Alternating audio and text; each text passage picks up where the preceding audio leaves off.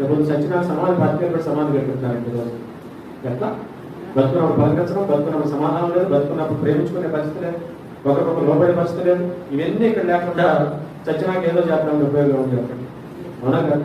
అందుకని మా నాన్న ఇప్పుడు అంటూ ఉండేవాడు, బతుకుండగా వరుసలకు పోయి కానీ ఒలుకుల్లో కంటే పాడాము దొరుకుతాయి. ఒలుకు రెండు సమాధులు ఏం దొరుకుతారు, పాడాము లేచి తాగుతాడు, లేచి చక్కెరపాలు దొరుకుతాయి దొరుకుతాడు. బతుకున్నప్పుడు రెండు ఇడ్లీ మొక్కలు పెట్టాయి, బతుకున్నప్పుడు ప్రేమగా పలకరించం, బతుకున్నప్పుడు సమాధానం కలిగి చచ్చినాక ఏంటి మనం చేసేది చేతితో ఉపయోగం లేదా చేసేవారు.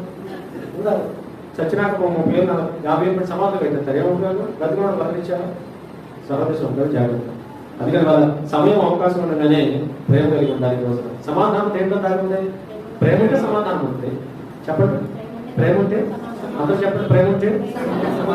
ప్రేమ లేకపోతే సమాధానం రాదు. సమాధానం